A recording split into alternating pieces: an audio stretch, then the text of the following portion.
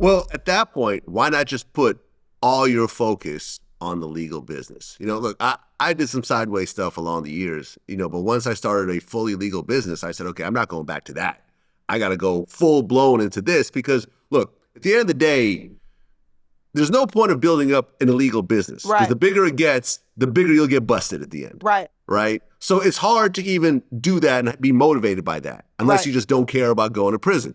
But with a legal business, you could throw all your effort into it, and the bigger it gets, the more money you make. So coming from stealing, boosting, prostitution, and so forth, now you have a legal hustle. Why not just go full-blown legal? That's it. I was full-blown legal until like 2009, 10, 11.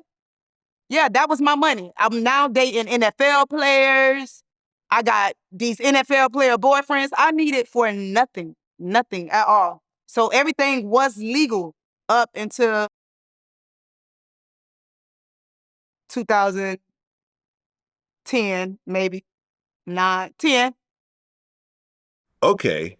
And that's when the tax fraud started. Yes, for me. How did it start initially?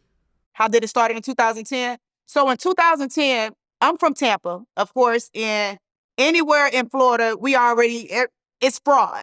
They got mortgage fraud, they got tax fraud, they got just fraud, period. So there's always some type of fraud going on in Florida.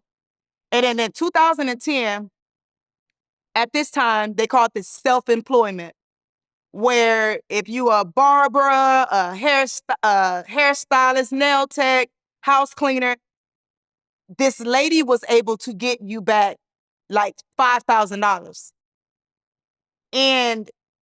But you gotta have kids. You gotta have the earned income credit. And 1 year, so she'll charge us like $1,000 and she'll give us back $5,000. And by 2011, you gotta have a 4-digit PIN on your taxes. So I'm like, hey, send me over my paperwork. You know what I mean? I wanna see the paperwork, which was stupid. If I was her, I wouldn't have did it. So I'm very intelligent when it comes to computers. So I was able to get my tax return that she filed and look at everything that she did. And then I experimented by filing somebody's tax return. And the money came back. So I did it again. And the money came back.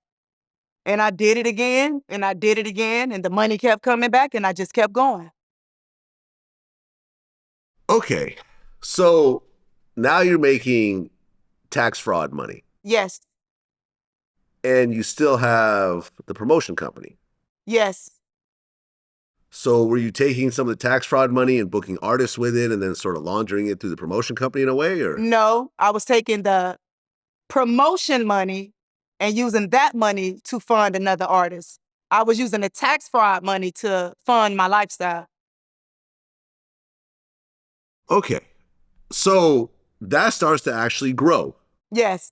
And it's not just, okay, I'm going to file fraudulent taxes for myself, but now you're getting other people involved. You almost start like a business of teaching people how to do tax fraud. No. So there's no classes. There's no teaching. We're talking Tampa. Everybody is doing taxes. They're teaching me. It's like this. Hey, what numbers do you got? They'll send me numbers. Like it don't take a rocket scientist at the time to do taxes, because from 2010, 2011 was self-employment. But eventually every scheme come to a stop. So by 2011, there was no more self-employment. That didn't even exist, because now you got to send over forms to the IRS, the ABC copy to this person and that person. So now there's another scheme around tax fraud. And it's all just circumvented throughout Florida. So I had another friend like, hey, this is what I'm doing. This is what you do. And it was just, everything was just self-explanatory at the time. It was, I hate to say this, like I'm not being flamboyant or anything, but it's like, we're not the dumb ones. I felt like the IRS was the dumb ones, because y'all are allowing the money to continue to be direct deposited into these people's accounts. We was getting the tax forms and we was just making up numbers when, normally the numbers are calculated, but It was like we can just put a number on the tax fraud. We could just put a number on the form, and the number can say $9,000, and they was just direct depositing the $9,000 without the numbers even matching. We were just getting on the computer, just putting in whatever number we want, and when TurboTax numbers say 9,000, 8,000, we just hit send. And in 3 days, your refund will be direct deposited. Come on, it's not our fault.